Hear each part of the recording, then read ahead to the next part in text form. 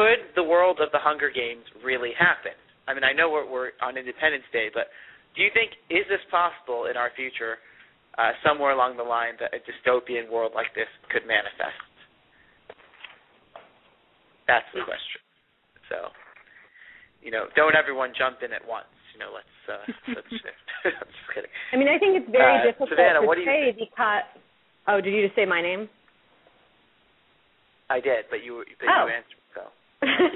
I was going to say I think it's really difficult to say just because personally I cannot fathom being in the kind of situation that led to the creation of Panem. I mean, the world is still in one piece. There hasn't been any kind of an apocalyptic or cataclysmic event, that's ripped the earth to shreds and left very few people behind. So I don't know, what would go through people's minds at that point. It's hard for me to sort of put myself in that kind of position. I mean, I obviously would never advocate for something like that, but, in desperate times, people do insane things. So, I mean, I don't know if something like the Hunger Games could ever come to be, but, I mean, look at gladiatorial combat in ancient Rome. I mean, that was very similar in a sense. Well, and plus you look at America's obsession with reality TV right now. I mean, I can see it happening coming out of this society. Yeah, I mean that's actually what about, really. I mean, if you watch Celebrity Big Brother, that's not that far off from the Hunger Games, really. I mean, there are so many totally trashy reality TV shows out there right now. I think people are just getting hungrier and hungrier for things that just go to the next level. And we're becoming so desensitized to violence. I mean, that could be the next step. I don't know. I think it would take a lot to get us there. Yeah, which is interesting because, that's why Suzanne wrote, part of the reason, she wrote the books was because of desensitized. I can even talk tonight. That she's thinking that everybody was being desensitized to all of this. I mean, you watch the reality shows, and like you said, they have to go. Once something has been done, they've got to go to the next level and to the next level to keep the people interested. And it's always going one step further. And what's it going to take? I don't know that it would take that much to go that far. I mean, it's just entertainment. And unfortunately, people can't, even though it's reality, they still see it, I shouldn't say that's reality because half the stuff, but even though it's played as reality, people still see it as not real. Right. So they watch it and they're like, well, so they don't think, oh, well, that, think about, what is that one show where those people get hurt?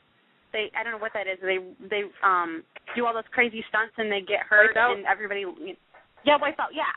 And people watch that and they laugh at these people getting smacked around and falling and all this, and they're acting crazy for all this money. It's like, who knows what could come next. Yeah, I actually saw a movie. I don't remember the title, and I only watched part of it. But it was about, I don't know. I think it was televised, but it was about prisoners on death row who were sent into a sort of arena-like environment and forced to fight to the death, and the last person left alive would be released from prison. But I don't remember what that movie was called. But I only probably watched. It could be either Death Race or Gamer. It could be one. I think it might have been Gamer. Wait, didn't we watch Gamer? That was that weird virtual reality. Yeah, we did. We did. Oh my God, that was a really, really weird film. And that had Logan Lerman in it. Whatever movie this was, I was thinking to myself that I could actually possibly see something like that happening, in like 50 to 100 years. Mm-hmm. I think there's even an episode of Doctor Who that touches on like reality TV with death, and that was kind of weird to watch. Ariel, have you seen that episode? No, I Because you're like the Doctor Who fanatic. Wait, which one? No, wait, maybe I'm sorry. I guess I fell asleep for a moment. Which one? The episode. What was the episode? They get sent into like the future where they're put on these different reality TV shows, and like one is the weakest link, and one is like the Big Brother house, and like if you get voted out of the house, like you get like you're disintegrated, lasered to death. Oh my God! Like that. And then weakest link, you actually die. Yeah, that's scary. But the best part is the fact that there is an android. But anyway. No, definitely. I think, a question, something you may want to think about before we move on about this topic. Look outside America for a second. Yes, Pan Am is modern-day North America, but think of what's going on in other countries around the world. And by this, I don't mean our friends in Hunger Games Philippines, of course, our best friends of the show.